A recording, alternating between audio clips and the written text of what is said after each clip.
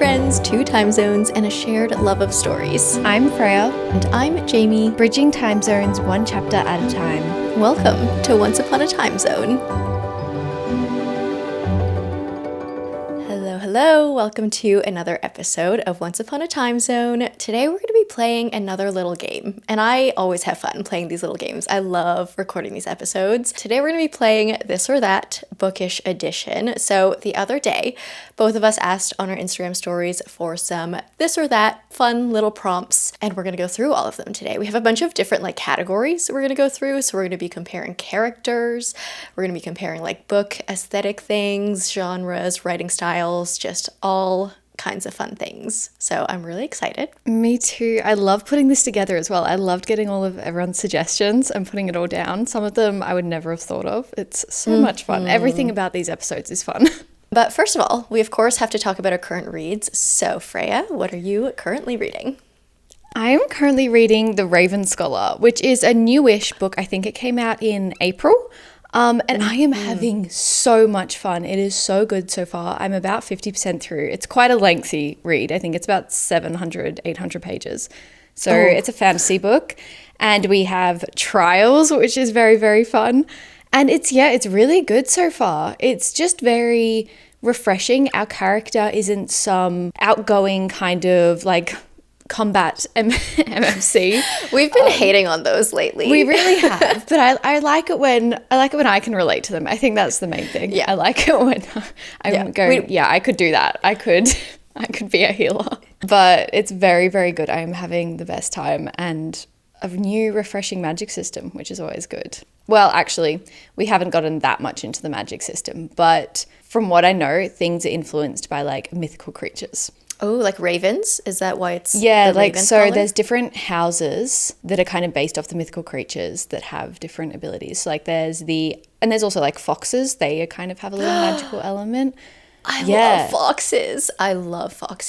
They're one of my favorite animals. Yeah, literally. I love when they have an appearance in fantasy books. It's so much fun. So if it turns out to be really good, I'll definitely be begging you to go buy it. Yeah, I'm maybe I need to read it. What are you reading? So I'm kind of in that weird place where I'm in between books again because I just finished one.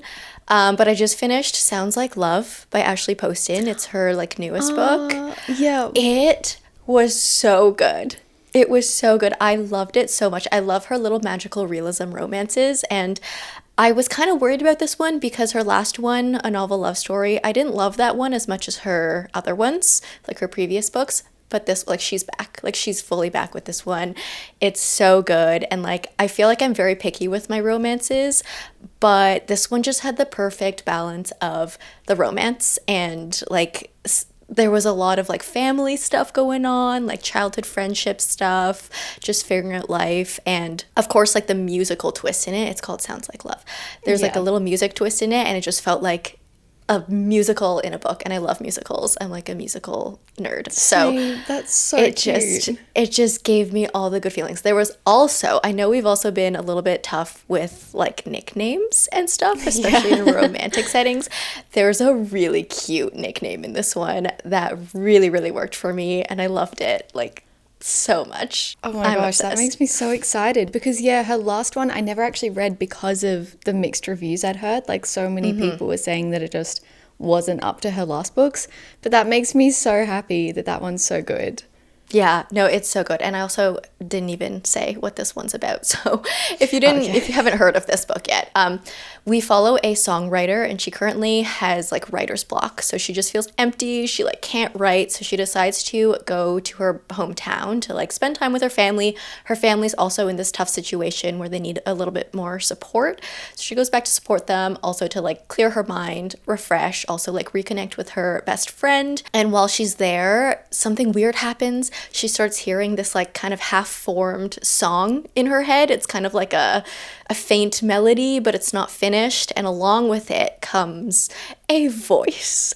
And so the two of them have to figure out what's going on, why are their voices in each other's heads, and how to stop it. And it's so good. I love a kind of telepathy like in a romance, Yeah. like when they can speak into each other's minds. I love that. And obviously, I've never read that in like a contemporary setting. It usually happens Yeah. in fantasies. So this being a magical realism and having that little element in it, like, oh, I love it so much. So cute. She's so, like, her ideas are very, very unique. I would never think of that.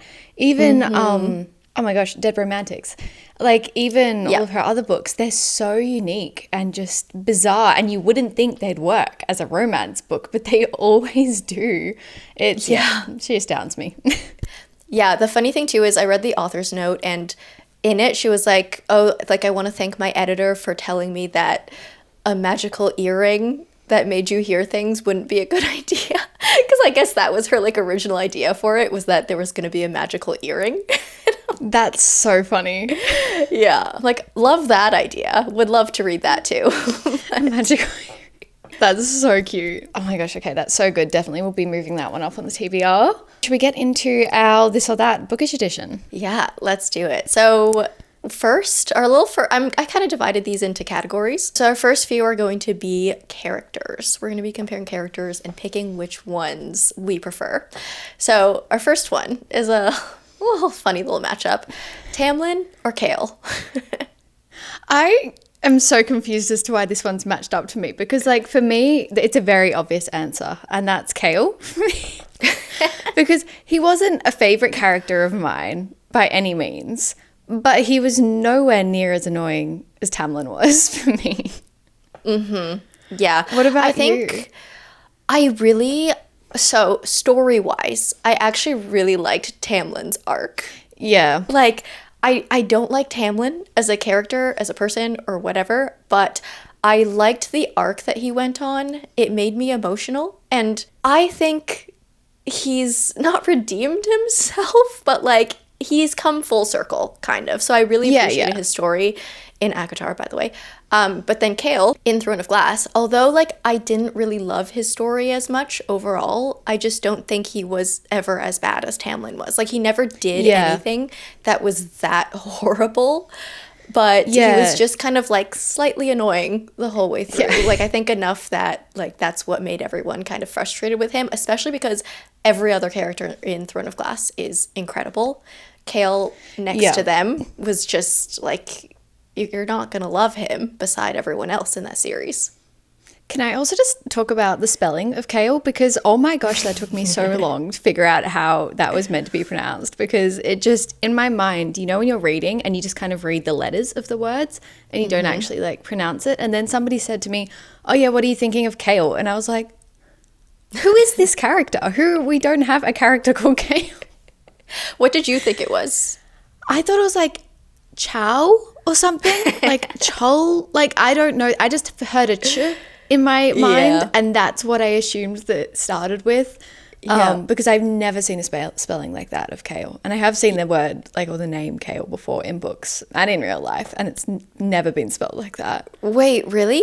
How is it normally some spelled? Literally Kale, like kale. Oh, like the actual leaf. Yeah, like the the vegetable. Okay, I'm like, is there like another name spelling of kale that I don't know about? No, I think I was expecting that, but yeah, very funny. Anyway, so would you go with Tamlin or Kale? I'm picking Kale. Yeah. He's just overall, he's not that bad. He's just like a little annoying.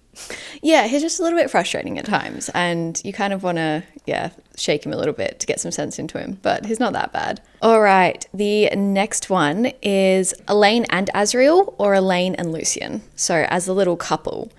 This one's a hot topic. I got scared to talk about this one on the internet, to be quite honest. I don't think I've actually openly said which team I'm on for this ship. I like my personal friends know, but I don't think I even know actually. Yeah, I've We've literally talked never about other said. characters. I don't think we've mentioned this one. Okay, well, I guess I'm gonna rip the Band-Aid off and expose it to the world. But I am an Elaine and Azriel. I'm so sorry to everyone who isn't. Don't hate me, please. I'm shy.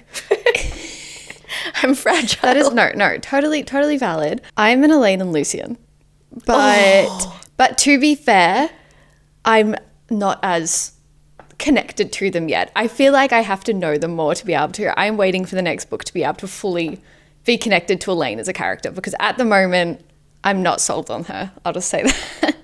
So I've never been too passionate about this couple. Yeah. To be honest. There's a lot of passion about these options. Yeah. For me, I just think Elaine has a lot going on behind her brain, like behind what we all see. I think she's one of those characters, and like I know like we've been talking a lot about like how we want like softer female main characters. She has the potential to really step up and be that amazing softer character that, I don't know, is just really smart. She sees things. She's planning things. That's what I think. I think she's scheming and she's going to step out. What I don't want for her arc is like, I don't want another like warrior in training. Like I don't want more combat scenes. I don't want like a training montage. I want her arc to be very different to her sisters. See, I think that's what's going to either make me absolutely love her or just be like, oh, not again. Because I do think there is a lot of potential with her, and I don't hate her for that reason. Like, I am really intrigued to see where she goes. You know, I have faith in Sarah J. Maas. I think it'll be okay. And I think especially after Nesta's arc, I wasn't really expecting that one. Again, I wasn't sold on Nesta at all before I read her book. And then I read it and I was like, oh, okay, I kind of see where you're coming from. So I'm kind of hoping I'll just have that realization again. And again, I would love if she's the softer character as well. I think she is. I could see that. And like having the third sister being, a little different than the first two sisters, that's like all I crave right now. And I want to see how Sarah J. Maas does it. But in terms of Azriel versus Lucien, what are your thoughts there? I just like Lucien's vibe. Like, there's something about his kind of witty personality that just like draws me in.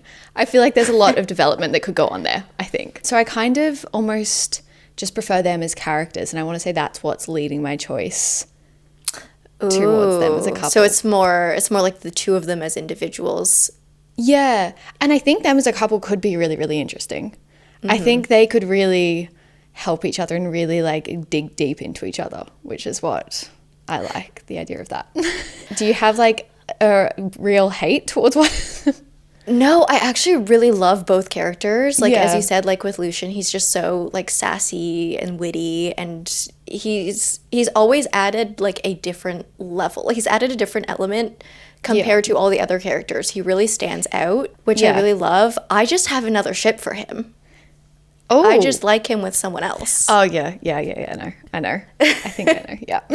And it's not like I just want him to like there to get him out of the way. It's like I genuinely really see them working well together. No, that makes sense. No, I definitely need to reread this series again. As I said, I read it such a long time ago that there are kind of little elements I forget, and that didn't even cross my mind when I was thinking of these two. That other ship. There's something else, and it could happen. It's a different vibe, but I do see it. And with like Elaine and Azriel, I could see their arc being so good, like going on a spy route, because like Azriel's obviously a spy. Elaine seems to have been training as a spy and like has been learning kind of like hiding in shadows and all of that, and she has her her seer abilities, and then she's been hanging out with some little spy friends. So I don't know, I love books about spies too, so I like really just want that. Like I love that. Makes sense. Your choice makes complete sense. I think you've defended yourself. I don't think anyone can come for you. I'm just scared, guys. It's a scary thing, the internet. It is. The Sarah J. Maas universe is a scary thing. Okay, our next pair up, another Sarah J. Maas universe pair up, but it is Feyre or Nesta. This one is a very hard one for me because they are such different characters. And like, as I said, I didn't really like Nesta until the last book, and I still am not. I like her as a character. I think she is, she makes so much sense. She's a very complex character, but personally, I'm more connected to Feyre, and so I kind of feel a little bit more inclined. I think I'm just a little bit more similar to Feyre, and I'm not that similar to Nesta, but I do think she is a great character. So I feel bad choosing one. I'm definitely a Feyre myself. Kind of similar. Like, I have less in common with Nesta. And I think a lot of people who love Nesta have a lot, like, they resonate a lot with her and what her character went through. I personally feel more for Feyre. I also think, like, we spent a lot more time with Feyre. Like, we had 3 books with her versus Nesta, we had 1. So we've just seen her go through more. But I love both. Yeah, exactly. We've seen more of Feyre, and like Nesta, I feel like we're almost still at the tip of the iceberg, honestly. I think there's a lot more exploration we could do with her.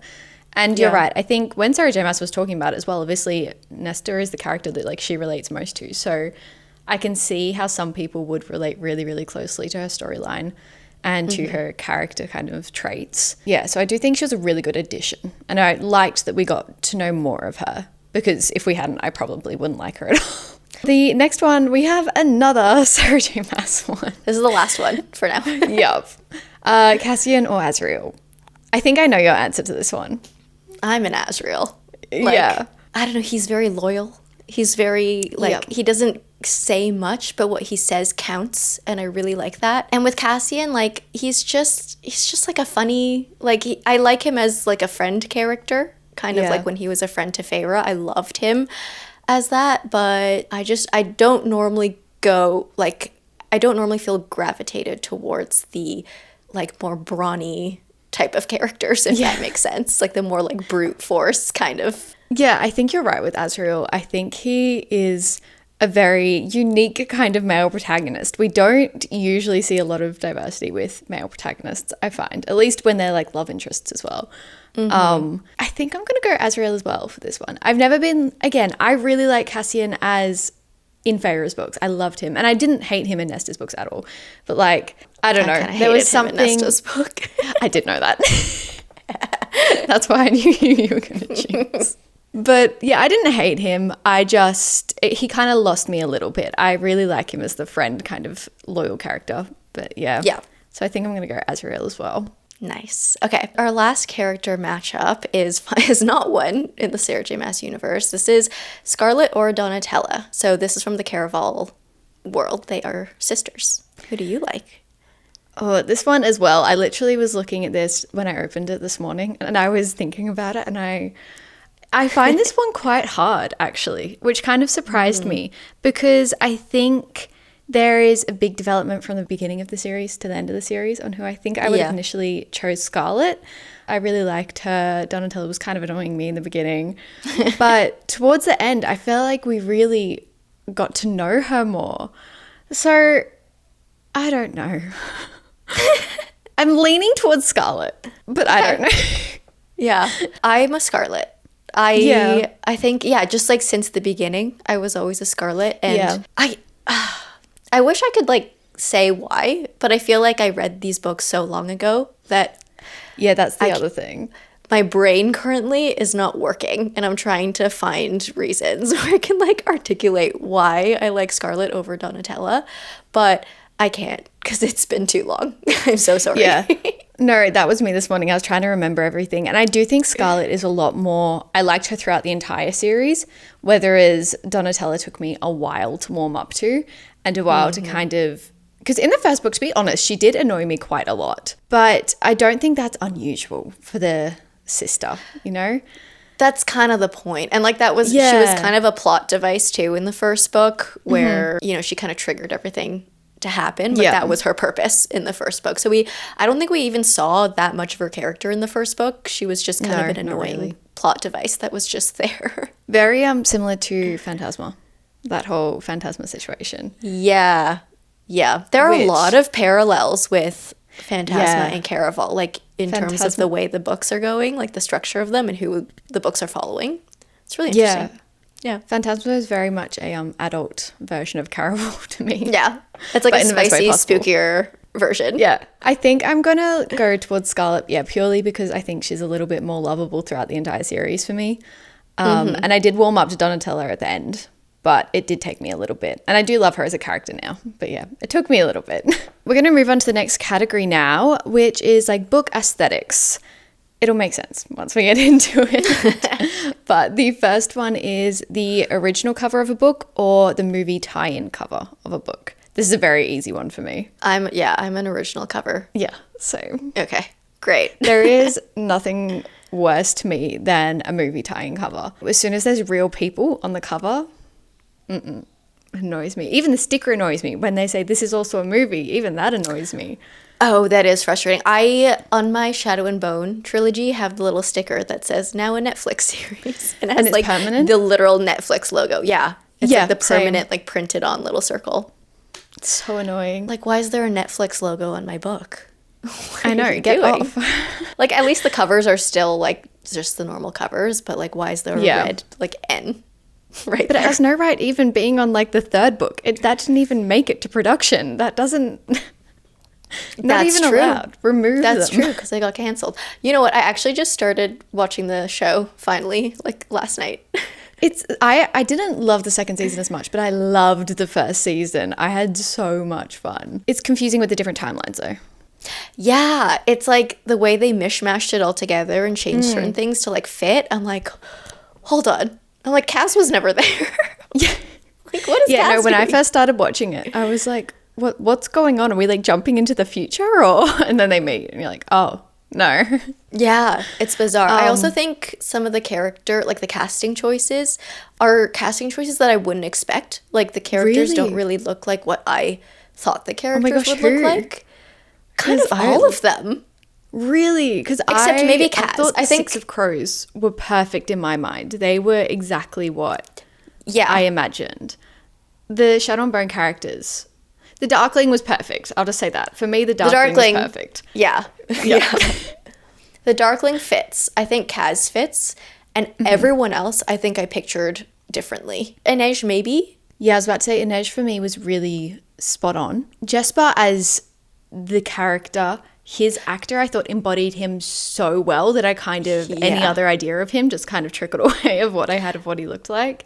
Yeah. That kind of, yeah, he was so good. Yeah, that's what's kind of happening with me with Jasper too. Is like at first I was like, whoa. I was like, that's Jasper. And then he started acting and I was like, oh yeah, that's Jasper. Like, no question. Like, he's so good. But yeah, I watched like 2 episodes and yeah, it's fun. Keep me updated what you think of it. Okay, so we're both original cover. Yes, easy. The next one is deckled edges or regular edges. Oh, I think we're opposites on this one. We are. Wait, Okay. I'm deckled edges. I'm regular edges. Yeah. I genuinely have no idea why. It's not, I think it's a textural thing. And it makes me feel like I'm reading an older book. I think it makes me feel like the book is almost like bound back then. Like that's how they kind of similar would have been. And also a lot of books I read when I was younger. The first series that comes to mind is a series of Unfortunate Events. They have deckled edges. And I remember finding that out for the first time and I was like, oh my gosh, this is so much fun to read. And I would stop every time I got into the big, like the highest point of the deckled edge. That was a really good area for me to stop. That was like your indicator. You're like, when I reach the peak, This is like, that's it. This is 10-year-old Freya just finding little things to... Wait, that's so funny. Yeah. I don't know why I like them though. They're genuinely more irritating and they don't add anything to the reading I think experience. like on some books, like you're right, like they add to the aesthetic of them, like in terms of how they look. Sometimes if you're reading, a book that's maybe like historical or even like a scary book, I think they fit like kind of scarier type books. I like the look of them, but I like they hinder my ability to turn a page, and it takes me a few extra seconds to be like figuring out where the edge actually is, and it just bugs me so much while I'm trying to read a book. Yep, no, I do get that. And I will say, not that I've ever seen them on paperbacks. I've only ever seen them on hardbacks. And I think that makes a big difference. I can't imagine they would be on paperbacks, but...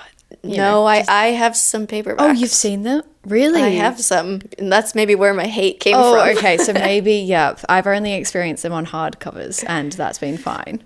Speaking of paperback and hardcovers, the next question is hardcover or paperback? This one's actually so hard because I'm a both, and I know I have to pick one for this game. Yeah.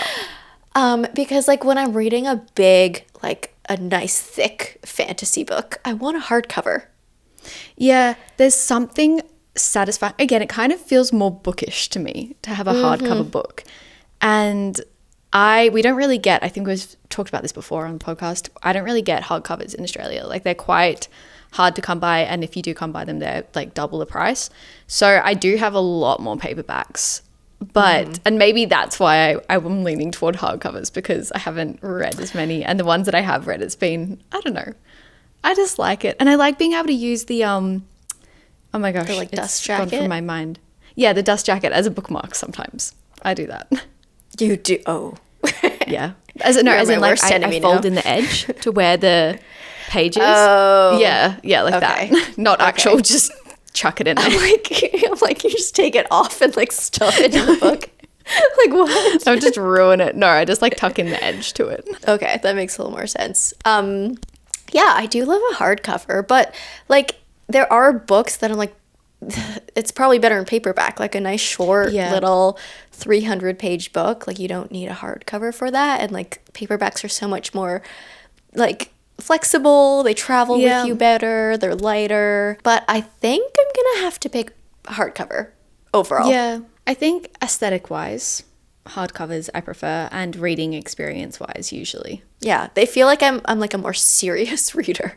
Yeah, when I'm reading a hardcover. Like, ooh, I'm reading. So kind of going with the whole theme of like a special book, the next one is signed book or special edition. This one is quite hard for me, because I think a signed book, when it's personalized to you, when you meet the author and it's signed, that is so special to me. I think that, you know, nobody else is going to have that. But there are some beautiful Fairy Loot in particular editions of some of the books, like the Once Upon a Broken Heart Fairy Loot editions. They are literally the prettiest books I've ever seen in my life. So it's a very hard call. What are your thoughts? I think I'm kind of torn like the same way. I do have a special edition that is signed, so that is currently my favorite possession of all time. Which one is it? It's the Nightingale. Oh, yes, that's right. I got sent like the 10th anniversary edition, and Kristen Hanna signed it and personalized it. That's crazy. That's so cool. I almost cried. And like it was a surprise too, because it was just kind of sent to me. And I was like, what is this? And I almost cried when I opened the box. It was like the best surprise. Yeah. That's so cool. It's like your book trophy. Yeah, it's no, like, literally. I made it. Yes, yeah. I'm like, does this mean like I matter now in the world? Yeah. So if we could combine them, that would be perfect.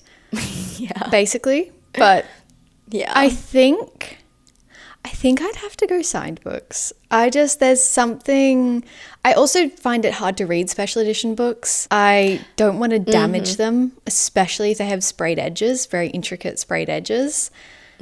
So I think a signed book is a little bit more special. Yeah. I think like even like the act, like, I mean, I didn't go and actually meet Kristen Hanna, but I have gotten other books signed like in person with the authors, and just like having that memory of like going, meeting your favorite author, even if it's only for like 2 seconds, is really special, and having them sign your book. So yeah, I think I'm gonna go with signed book, but that's a very close decision. It's a hard one. We want to combine them. Yeah. The next, I want to say little genre, but that is the name of our next little section, is genres. So the first one is literary fiction or historical fiction. How does one choose? For me, I find it a little bit easier. I think I'd go literary fiction, because I have read some historical fictions that have been so slow and so boring that I feel it scarred me. But I've also read some historical fictions that have truly just changed my life. So it's a little bit hard, but on the whole, I think literary fiction is usually a little bit safer for me. Yeah, that's fair. I think literary fiction is also just a larger umbrella. Like you can have a historical fiction that is also a literary fiction. Yeah, definitely. Yeah, I mean, I guess I'll have to pick literary fiction just because it's an umbrella. I feel like it's kind of cheating, because I'm like, I can read a literary historical fiction, like a literary fiction that's set in history, but it definitely embodies a lot. That is a very hard question, though. The next one is dark academia or light academia. Okay, I need a little bit of clarification. Is there a book we have read that is a light academia that you know that I've read as well? Like, is that more like YA academia? I think it's just kind of like a book that is set in an academic setting. Okay. I think like is in school, but like doesn't have that like dark element with like, I don't know, secret societies or whatever. This is kind of hard. I love both. Like, yeah. You're making me choose between my two moods. Like, yeah, do I want a dark literally, book? it depends. And like on Or a the cozy season, book? in winter, I'm going to go for dark academia. In summer, I'm just going for an academy setting. I don't know if I can choose. I think I'm going to go light academia because sometimes it gets a little bit too dark for me. Like Ninth House. Have you read Ninth House? Yeah. That was a little bit too dark for me. I do think I went into that one very, very blind, and I did not expect how dark it got, and I was kind of just reading it. I remember I was on the plane and I was just like, what have I gotten into? So I do think if you go into dark academia without the warnings, it can sometimes be a little intense. Whereas light academia, I feel like you're always going to have a fun time. I think this kind of falls under the same like literary fiction versus historical fiction. Yeah. Like light academia, I feel like has a bit more variety, like versatility. You could read a bunch of different subgenres of light academia, but dark academia is like a very specific mood that you're in. Yeah. Yeah, I mean, I guess that's the easy way out. I'm going to I choose know, light it really academia. is. It's just the easy option. The next one is reading fantasy for the rest of your life or reading romance for the rest of your life. Fantasy. Yeah, for me it's I don't fantasy. even have to think that about wasn't that. too hard for me. I feel like I read romances as a break for in between my fantasy books. Yeah, and like some of them really hit. Like Sounds Like Love by Ashley Poston. Yeah. But that also has a little bit of magic in it. But, you know, like, yeah, it's like sometimes I read romance as like palate cleanser type of thing. And I mean, in the summer, when you're on vacation, it's amazing to bring some romances. The best feeling. But yeah, I think if I had to choose, I'd probably go fantasy. It's just like my core. It's what it's how I developed is in it's magical why we worlds. love reading. Okay, the next one is dystopian or sci-fi. I think I would have to go dystopian for this. I am not a massive sci-fi girl. I think with sci-fi, I've liked like 2 sci-fis in the past year. So I'm like, I'm a big sci-fi reader. No, I'm not. But I've given... You're definitely getting into it more though. Yeah, like I read The Ministry of Time last year, like at the end of last year, and I rated it a 5-star. I loved it so much. Yeah. And then I read Recursion like a month ago, and I read it, and I rated it a 4.5. So I've been loving sci-fis, but I think I'm more picky with them. Like, I'm not going to love every sci-fi. If you're coming at me with time travel, yeah, I'll eat it up. But if you, I don't know, like what was that prompt we read in our first episode where it was like the sci-fi book about a digital blackout? Like, I feel like I wouldn't enjoy that quite as much. That's truly to me like science fiction. Like it's very much based around the development of things, if that makes sense. Whereas there's some sci-fis that are almost feel like science is influencing magic. Yeah. And I think that can be, they're very, again, it's a very broad term, whereas dystopian's a very specific term. I think there's, you can only kind of have one setting in dystopian. Yeah, Sci-fi. I mean, it could be like real world dystopian or like fantasy dystopian. Yeah, there's definitely a little bit. But I feel like with sci-fi, you're right. You can have 2 very different environments going on. I'm going to go dystopian because of that. But like give me like a memory, time travel, sci-fi, and I'll eat it up. Yeah. All right. Magical realism or fantasy. Oh, this is appropriate considering what you recently just finished. Oh, yeah. I think I'm going to go with fantasy. Like fantasy is just I'm always going to pick fantasy every single time. I have been loving the magical realism books where it's more kind of set in real world with a little hint of magic. It makes it, I guess, like seem more believable, like it could actually happen. I agree. I think almost I prefer magical realism over romance. But I think fantasy. Yeah, I think fantasy is just more of it's just a staple for us. Yeah, like overall, the more magic, the better. This next one's interesting though. Gothic or cozy fantasy. I like that. This again is just kind of like 2 different vibes. Right? It's like what you're in the mood for.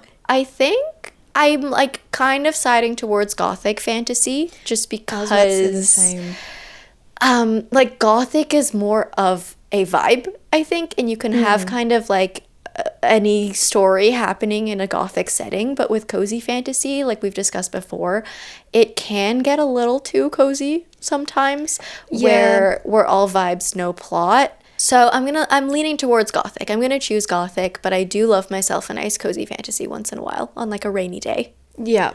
I think if I hadn't read a Rachel Gillig book, I would go for cozy.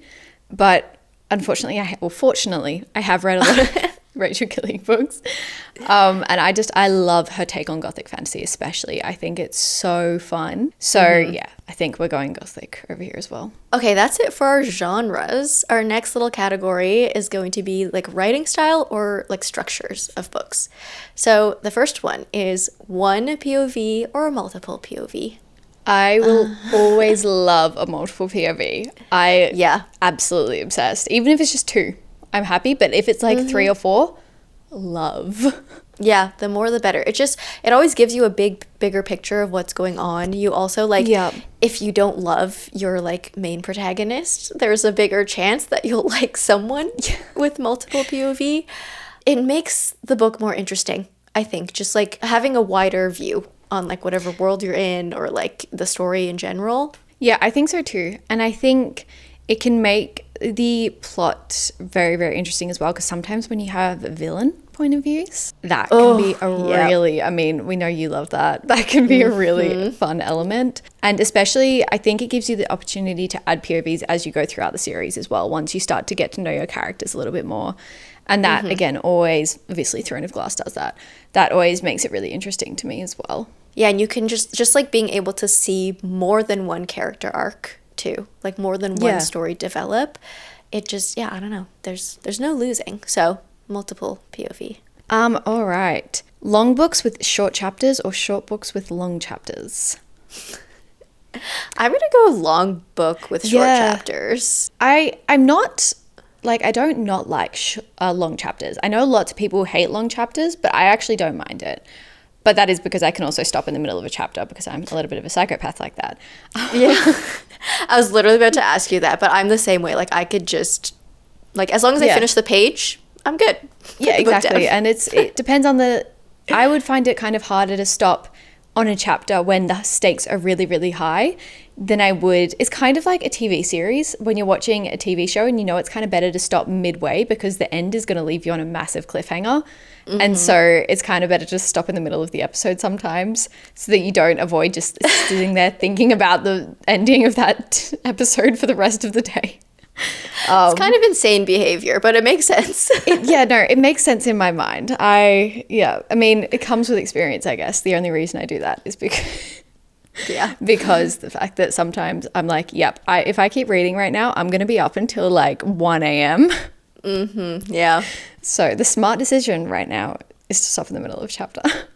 You're being so responsible. I love it. Yeah, exactly. But I think I'd have to go with long books and short chapters if I did choose, because I love a lengthy, when it comes to fantasy books, I love a lengthy book. I don't know about romance books, but yeah. If it's a romance, I'd have to go the other way around. Yeah, probably. I think it depends on the genre. But mostly long books with short chapters. Okay, the next one is series or standalone. I'm going to have to go with series. I'm terrible with them. Like, clearly, we don't get through them that quickly. But I do love a series. I think you just get so much more out of them. I mean, it's kind of obvious. Like, you spend more time in that world with those characters, so you're going to get more out of them. Standalones, though, there is some merit in standalones. I feel like kind of similar with romance books. Like, I like to read standalones as palette cleansers to my series in a way. Like, I appreciate them as, for what they are too. I obviously love a good standalone, but I kind of prioritize series and then like disperse standalones like among them. But in saying that, even an interconnected standalone series as romances, I love them. When, you can kind of treat it as a standalone, but then if you want to continue it, you can keep going. I do love that as well. I guess so, series on the whole. Yeah, that counts as series, I think. The next one is pretty similar. Standalone or a duology? I love a duology. Yeah, I'm going to say, I feel like a duology can be the perfect amount.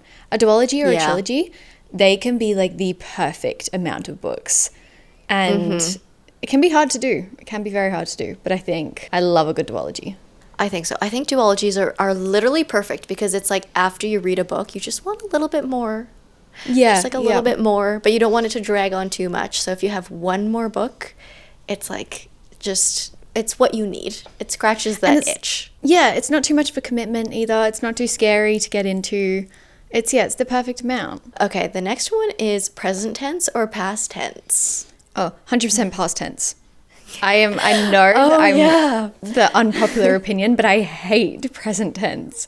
It will annoy me so much when somebody's like, and I say this as I walk to him. Like, I don't know why. I would much prefer them say, I said this.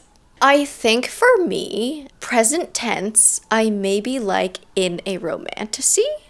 Interesting. Maybe. But I think any other genre, past tense. I don't like, I haven't read a book where I've enjoyed present tense. If anything, I pretend it's past tense so that I can get past that.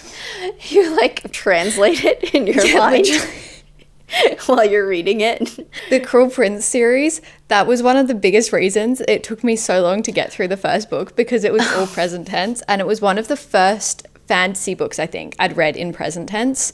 And I was just confused. I was like, I don't like this. I don't like I think that also with past tense, there's a sense of security almost, where there is present tense. Yeah. You're like, what could anything could happen right now. I think that's why I like it. Yeah, I think that's why I like it in a romantasy because like romantasies tend to be very like go, go, go, like you're in the moment, and they tend to like to leave you on cliffhangers, like, and kind of like have shocking moments like that. So I feel like that's why I like present tense in a romantasy because it's kind of like, ooh, like what's going to happen next? And you're like really going along with it, where past tense feels like, oh, it's story time. Let's sit down and listen to a story or read a story. Yeah, no, to be honest, that's probably why I like it. Yeah.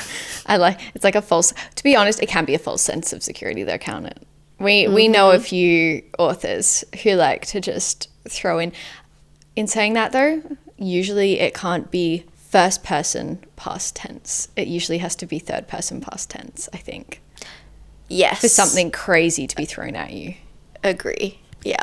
All right. The next one is books with brilliant plot twists but awful writing, or books with no plot but amazing prose. This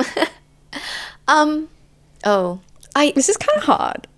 I think my initial instinct is to say books with brilliant plot twists but awful writing. I think. Yeah. For me, it was the opposite. I was going to go amazing prose but no plot. That's definitely more of a, like, that's the classic loving side of me. I do love a good, like The Great Gatsby and everything like that is some of my favorite book. That is one of my favorite books, I should say. And Wuthering Heights and stuff. And I feel like those books, they don't have that much of a crazy plot going on, but the writing is incredible. And so that way I'm really engaged. But in saying that, I'm not addicted. I can easily put the book down and go do something else. That's kind of funny because the thing, like when I read The Great Gatsby, I was kind of going crazy because I was like, where's the plot? Like, for me, like the timing of, like the pacing of the book was so strange to me. It was so odd, but it's like, like it was beautiful writing, but I was just kind of going crazy trying to read it because No, 100%. There's not story. A lot of plot with those kind of books. But when the writing is gorgeous. I do think you have to really slow down and read those books though, and I'm not usually in the mood for that. Usually I'm in the mood for a book where I can just read and escape and just have fun. But yeah, if I ever am in the mood where I just want to slow down, who I do think a more modern author that does that really well is Olivia Blake. I think some of her books like Masters of Death, not a lot happened, but the writing was really beautiful, and so I was very hooked. That's true. So, Olivia Blake is an author I'm like very mixed on. There are some books from her that I love and some books that I really, really don't like. Yeah. I don't know. I think I'm going to have to stick with brilliant plot twists but awful writing. I'm going to overlook the writing. Yeah, I think it would depend on my mood, but you know what, to mix things up a little bit, we'll go with amazing prose but not a lot of plot. I love when we disagree. It doesn't happen very often. No, it doesn't. All right. The next one is numbered chapters or titled chapters.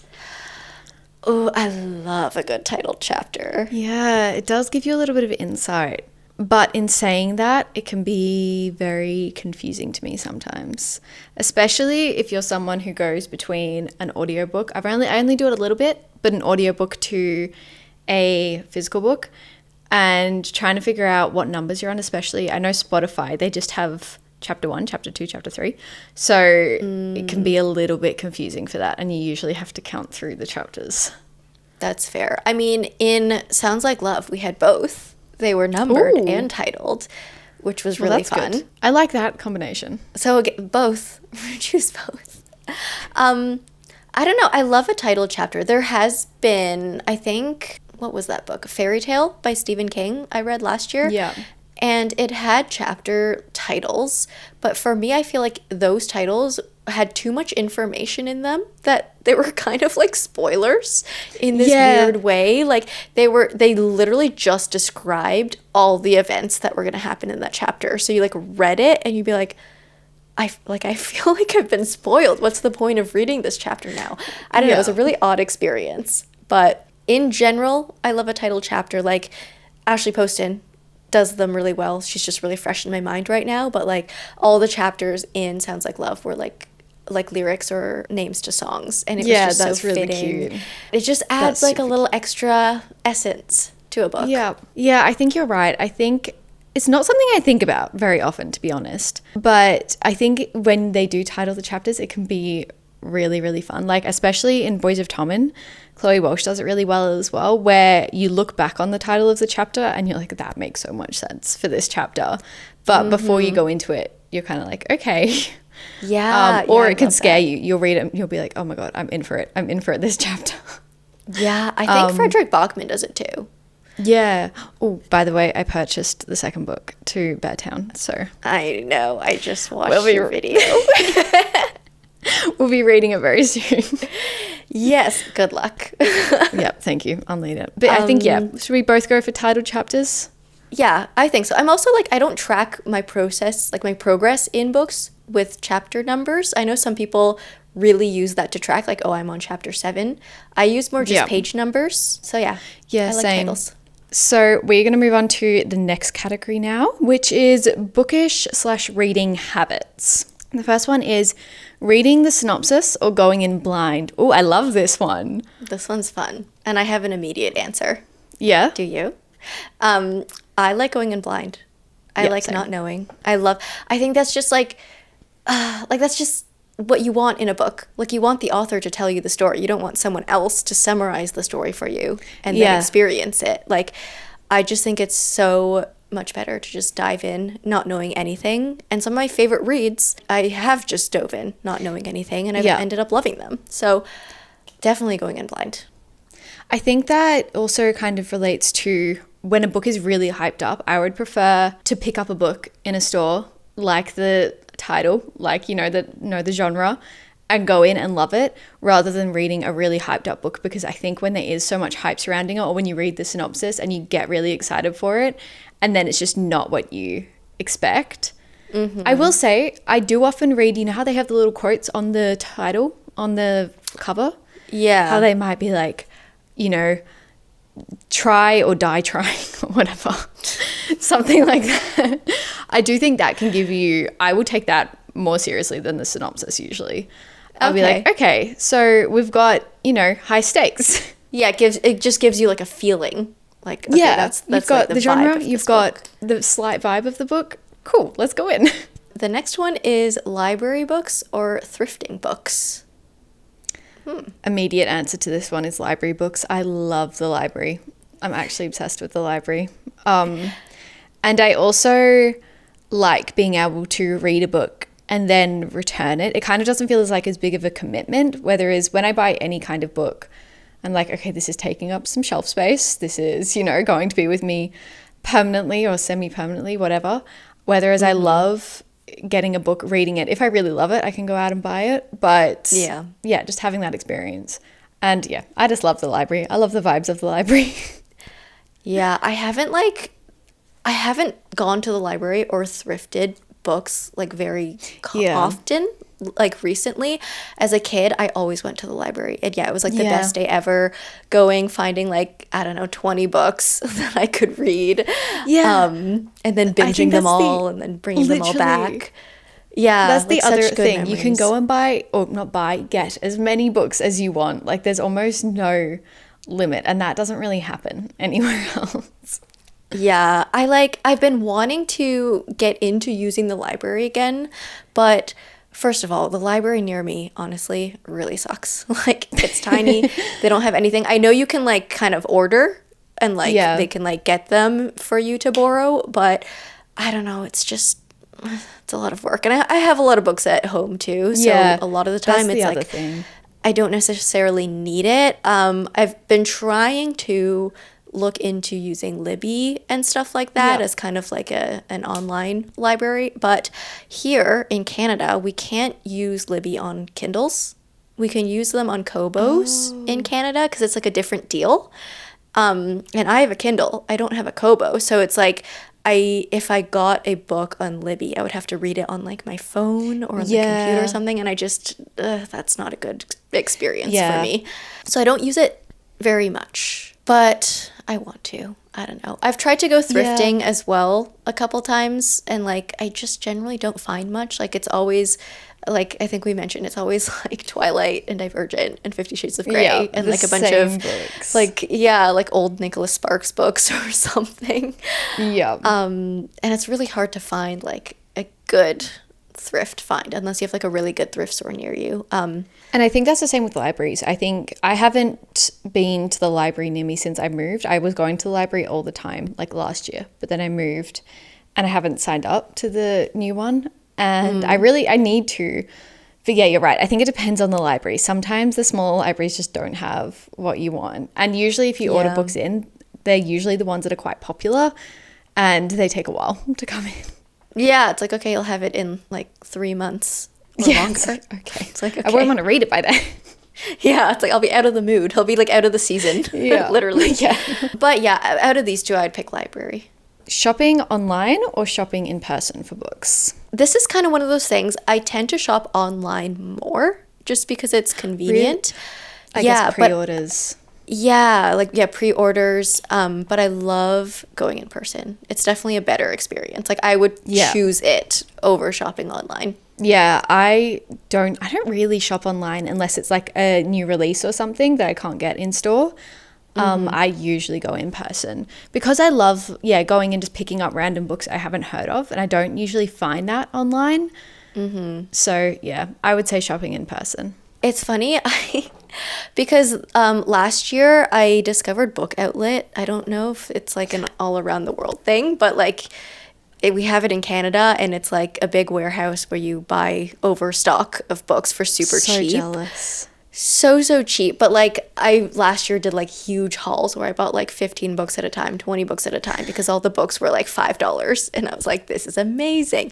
And so I relied on that so much for my book shopping last year that when I went in person, because I do like a big like in-person book shopping trip for my birthday every year, I went in person and I couldn't find any of the books I wanted because I literally lost the skill of like shopping. And it sounds so silly, but it's like so real. Like I went into the bookstore and I was like, okay, where is King of Scars by Leigh Bardugo? And I was like looking at fantasy and I was like, why is it not here? And like it took me half an hour or something, and I was like, oh, it's in YA. It's like in another section. And I just completely forgot how to shop. And I just felt so silly and ridiculous, but I was relying on online so much that I completely... That's so interesting. Yeah, I lost the skill, but it's making me like I need to go in person again because I'm losing touch. That's so funny. I don't think I've ever heard of anyone having that experience. That is hilarious. Yeah, I couldn't find anything. It is a little bit of a feat though. Like trying to figure out what's going to be in the YA section and what's going to be in the adult section is a very hard thing to do. It is. Or like what's going to be in like the genre, like the specific genre, or if it's going to just be in fiction. Because like, I don't know. Like how do they choose? Yeah, it's all too much. But I would prefer in person. Yeah. Okay, moving on to our for fun section. Our first one is having firepower or being a dragon rider. I love how random this is. This is so random in the best way possible. I love this. I love this, and I'm gonna ride a dragon. Yeah, I'm going to ride a dragon because, I mean, we've talked about it in past episodes. We love dragons here. Yeah, and like, why do I need firepower if I have a dragon? The dragon's got firepower. Oh, true. Well, maybe if you have a fear of dragons, it'd be useful. But yeah, true. The dragon can just do it for us. Yeah. Yep. I love the randomness of this. I'm obsessed. I love, like, it's reminding me of, like, being a kid and just, like, choosing superpowers. Yeah, it's like, would you want to be invisible or? Yeah, invisible or flying. I feel like that's, like, a really popular one. Yeah.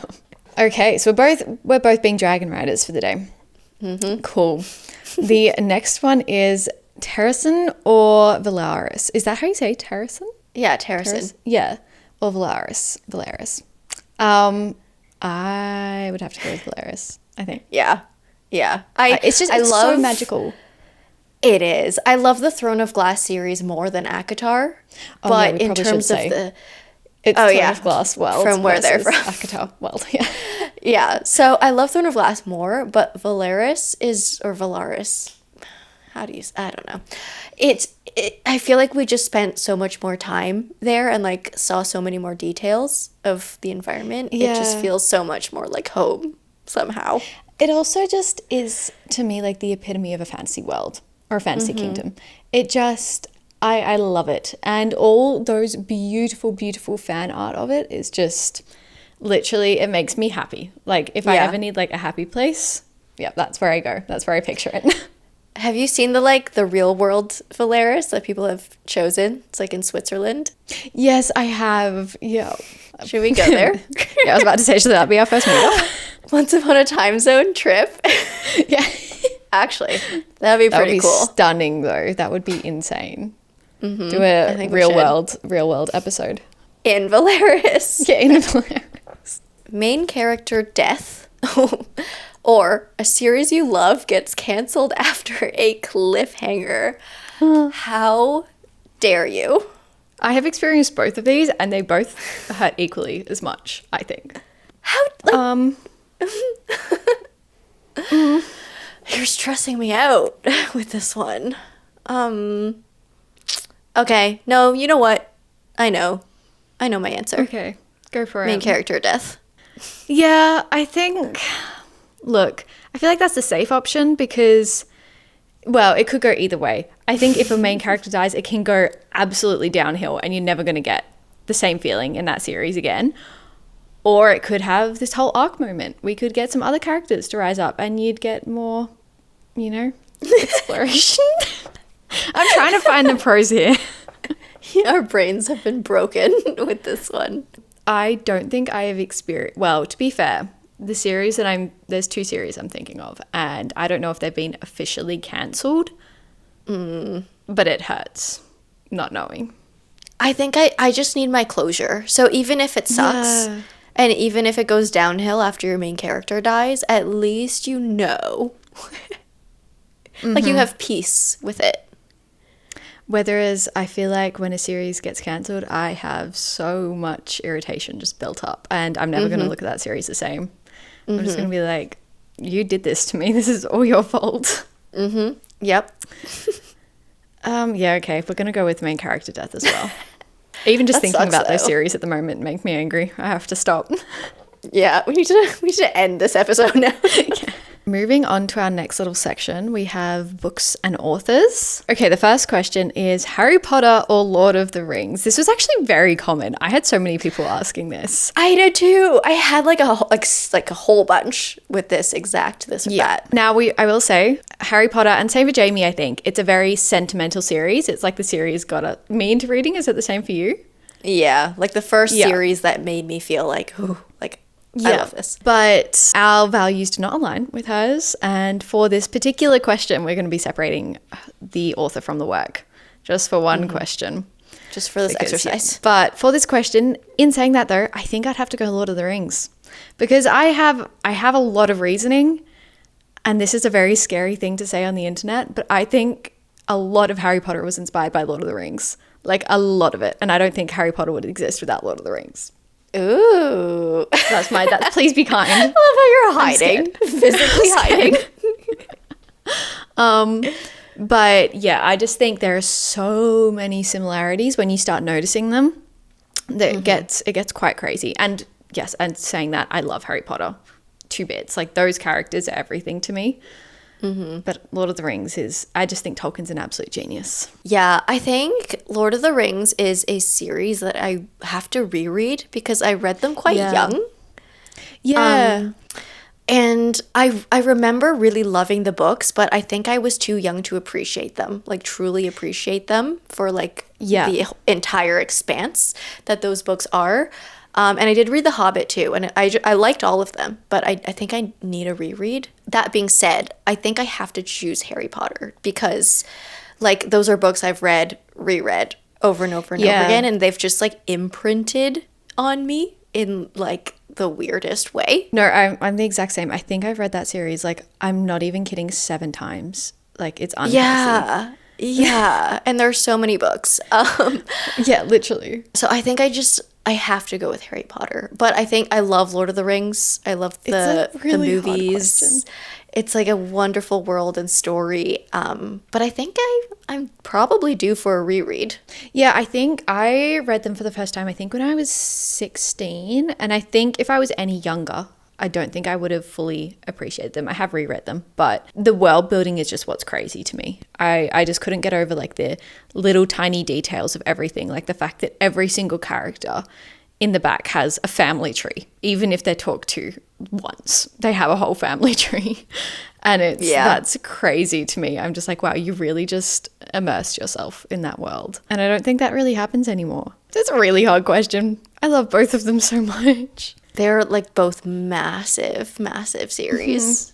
I'm really interested for this next one for you, for your answer. Yeah, this next one's a little, it's a little tough. But it is V.E. Schwab or Sarah J. Maas. Why don't you just stab me? Are you kidding? This is so rude. This one. Okay, you go first. What's your answer? V.E. Schwab. Not that I've read all of her books. I haven't even read all of her books. But I like the way she writes a lot more than Sarah J. Maas. I love Sarah J. Maas's universes, and I think, again, this is really just an unpopular opinions kind of video. I don't think I've ever said, but I'm not a massive fan on the way Sarah J. Maas writes. It takes me a long time to get into her books because I feel really removed for some reason. I have no idea why. I will say, though, that was more in the Throne of Glass series, and I think it's because she was so young when she was writing the first few books that it kind of did take a little bit for you to get into it, and then by the time you got to like 3rd or 4th book, you were in. But I think on the whole, I'd have to go V.E. Schwab just because I love her storylines and I love her writing and I love her characters. Like, there's not one bad thing I can say about her. I think Sarah J. Maas writes, like, she crafts these, like, amazing worlds, these amazing characters. Her writing, I think, overall is just a lot more simple. Like, it is, with her writing style, it acts to tell the story. And, like, that's pretty much it. Like, the descriptors she uses, I think, are quite repetitive. Like, as we mentioned before, everything kind of, like, smells like pine or mist or... Like, there's just a few little things that she uses, and they all kind of add to, like, make her worlds, like, her worlds. Like, they feel very much her. Like, that's kind of her signature. So it's kind of a fault, but not a fault at the same time. It's kind of a feature. I think if you were going to do that these days, it would be a fault. But because she was kind of the first one... to do it. The first one to craft such massive, massive series that have that romantic-y feel. I think it works for her. That being said, I think her books are definitely more sensational, and they're, like, her universe, like, I am so into. Like, I love her universe so much. I also think I'm a bit biased, though, because I didn't meet V.E. Schwab, but I went to, like, see her. Like, she did a talk, and I was able to listen to her process and what goes on in her brain. I'm also... subscribe to V.E. Schwab's newsletter, which comes out once a month. And so, like, her email newsletter, like, she writes a lot about her process and how she thinks and how she crafts things. And I think overall her brain is just so interesting. I think I'm going to have to go V.E. Schwab. Oh my I gosh. think. Oh my gosh. I That's think I crazy. do. I think if you asked me last year, it would be Sarah J. Maas. But if you Yeah. ask me now, it's V.E. Schwab. That's okay. She said what she said. I love them both. It's a very hard question. These last few questions have been really tough. This has been the toughest episode to record. The last question we're going to end this video with, or this podcast, is Mistborn or the Shades of Magic trilogy, which leads on very well from our last. From our V.E. Schwab chat. I think I know what you're going to say for this one. I'm Shades of Magic. Yeah. For sure. Yeah. Mistborn I was like a little iffy with. Like I loved the first book, but the rest of the series I was kind of mixed on. But Shades of Magic Yeah. is like perfection to me. I love that series so much. Yeah. I feel like it's so underrated in a weird way. Oh, 100%. Like it doesn't I get feel like, talked about. honestly, both of these, yes, Mistborn is very popular, but in this kind of day and age, I think not a lot of people have read it. In saying that, I'm a Mistborn girly. I just am obsessed with Mistborn. But I love Shades of Magic so much as well. Like they are two of my favorite series I have ever read. So it's a very, very hard question. They both feature kind of similar characters too. I think we touched on this in the last episode. Yeah. But like we've got two Kells. Oh wait, We've no, got that was two, like, oh wait, no, we do. thieves. Yeah, Yeah. I and we was have two thinking of thieves. Sword Catcher, but yeah, we do have two Kells. Yeah, like it overlaps with Swordcatcher too. They're kind of like a trio Yeah. of books with Yeah. Kells. Yeah, we've got so many Kells, which is funny because I swear I'd never read about that name before. Yeah, we have a Kell, we have a thief, like a Yep. female thief character, and that's Mistborn, Shades of Magic, and Swordcatcher. Yeah, all very good though, so highly recommend. Yeah, there's something about Shades of Magic I think is so cool, and the world with like the parallel universe Londons Yeah. and how they connect, and like the kind of blood magic in that, plus the elemental magic, and there's like the whole pirate segment. Like, Yeah, it's just it fun. is such a unique series, and you're right, it deserves so much more hype. So much more hype. I feel like it's forgotten about. Like maybe people read it a while Yeah. ago and just forgot Yeah. about it. But I'm obsessed. No, it deserves more. But that I think brings us to the end of today's episode. That was tough. That was That actually was really hard. a really hard episode, to be honest. I wasn't expecting it to be. But thank you to everyone who submitted a this or that. There Yes. are a lot that we didn't get to. So again, if this is something you want to see us do again, please let us know, leave us a comment and all of that fun stuff. But if you're still here listening to the end, thank you for being here and listening wherever you are in the world or whatever time zone you're in. Until next time, stay comfy and keep reading. Don't forget to subscribe and follow us on socials for more bookish content. Bye. See you next time.